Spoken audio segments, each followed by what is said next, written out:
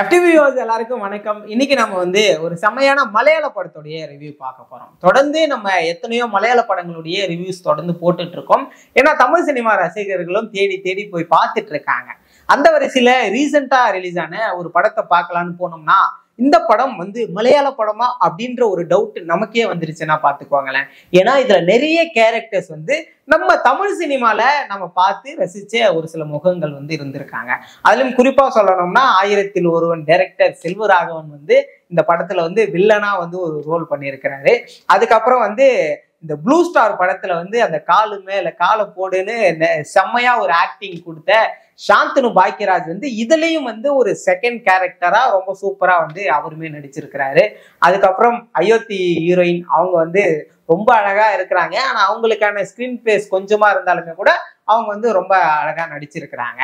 அப்படிதான் பார்க்க முடியுது. என்னடா இது மலையாள படம்னு சொல்ற, தமிழ் சினிமா காஸ்ட் அண்ட் குரூவா சொல்ற அப்படின்னு பார்த்தோம்னா மலையாள படத்துல இருந்து ஒருத்தர் தான் சொல்ல முடியும். அவர் தான் இந்த படத்துடைய ஆக்டர் ஷேன் நிகம். அவர் தான் இந்த படத்துல லீட் கேரக்டரா பண்ணியிருக்கிறாரு. சோ இந்த படம் எப்படி இருக்கு போகுது அப்படின்னு எல்லாரும் எக்ஸ்பெக்ட் பண்ணி இந்த படத்துக்கு போனாங்க, தியேட்டருக்கு போனாங்க. இந்த படத்துடைய ஒன்லைன் பத்தி சொல்லணும்னா இந்த படத்துடைய டைட்டில் தான் ஆக்சுவலா இந்த படத்துடைய ஒன்லைனு. இந்த படத்துடைய டைட்டில் என்னன்னா பல்டி.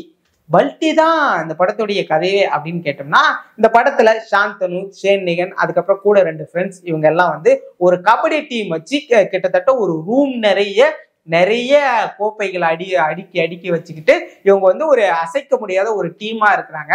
இன்னொரு பக்கம் பார்த்தோம்னா நம்ம செல்வராகவன் ஃபுல்லா ஒரு பண முதலாளியா பினான்ஸ் பண்ற ஒரு பெரிய ஆளா இருக்கிறாரு அந்த ஏரியால. ஆனா அவருக்கு என்ன ஆசைனா தான் ஒரு கபடி டீம் வச்சு அந்த டீம் எப்படியாவது கப்படிக்க வச்சிடணும் அப்படின்றதுதான் நிறைய பழங்காலத்து ஆசையா இருக்குது. அதுக்கப்புறம் ஆப்போசிட்ல இன்னொரு செகண்ட் வில்லன்னு வச்சுக்கீங்களா, அவர் ஒரு டீம் வச்சிருக்கிறாரு. இப்படி 2 டீமு, அதுக்கு நடுவுல இந்த 4 பேர் இருக்கிறாங்க.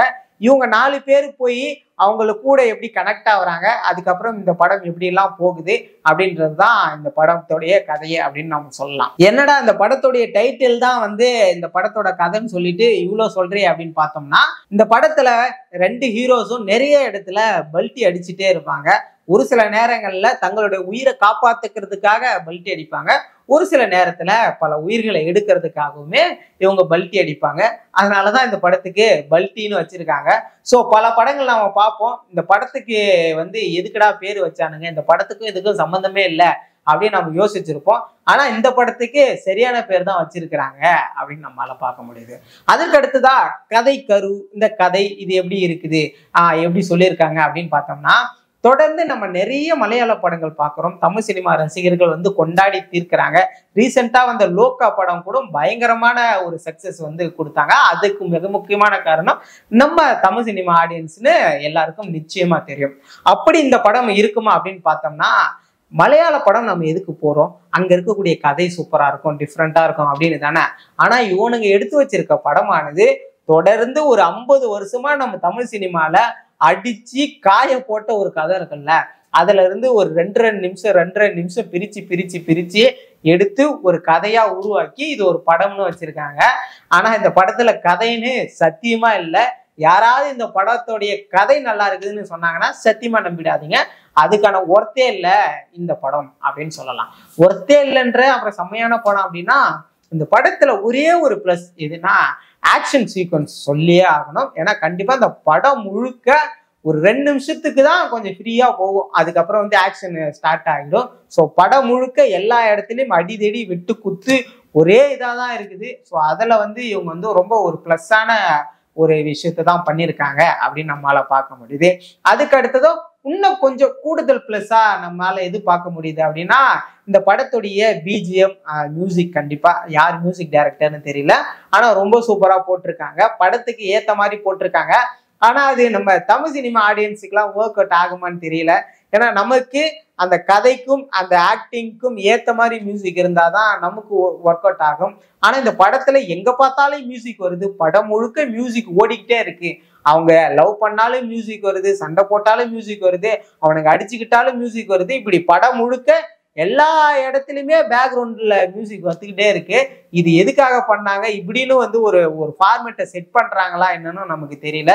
சோ அது இதுல ஒரு பிளஸ்ன்னு சொன்னாலும் ஆனா எத்தனை பேருக்கு கனெக்ட் ஆகும் அப்படின்னு நிச்சயமா தெரியல.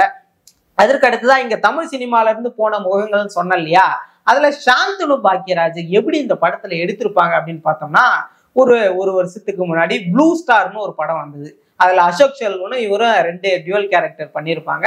2 பேருக்குமே ஈக்குவல் ஸ்கிரீன் ஸ்பேஸ் இருக்கும். ஸோ அதே மாதிரி ஒரு படம் வந்து அதே மாதிரி ஒரு ஆளை தேடணும்னு பிடிச்சி இங்க வந்து சாந்தனை தூக்கிட்டு போய் மலையாள சினிமால நடிக்க வச்சிருக்காங்க போல.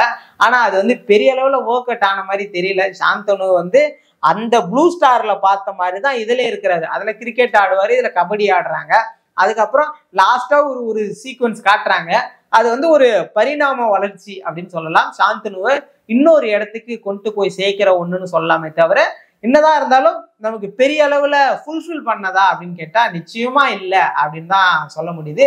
இருந்தாலும் சாந்தனுடைய இந்த கேரக்டர் எவாலுவேஷன் வந்து ரொம்ப சூப்பரா ஒர்க் ஆகியிருக்கு அப்படின்னு பார்க்க முடியுது. இந்த படத்துடைய ஆக்டர், இன்னொரு மெயின் ஆக்டர் இருக்காரு, ஷேன் நிகன் போல அவருடைய பேர்.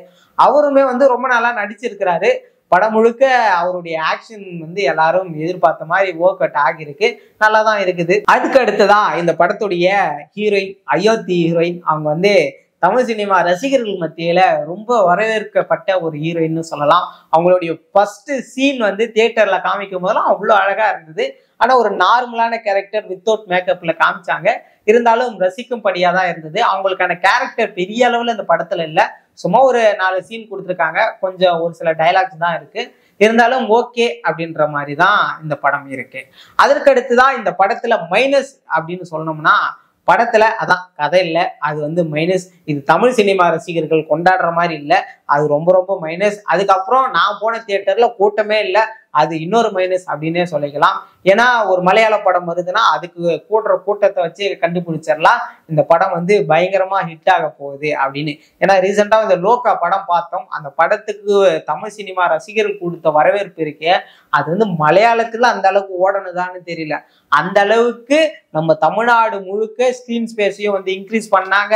நிறைய தியேட்டர்கள்ல வந்து ரொம்ப நாள் ஓடிட்டு இருந்தது. ஸோ அந்த அளவுக்கு எல்லாரும் போய் ரசிச்சு பார்த்தாங்க. ஆனா அந்த மாதிரி ஒரு படமா இந்த படம் இல்லை அப்படின்னு தான் நம்மளால பார்க்க முடியுது.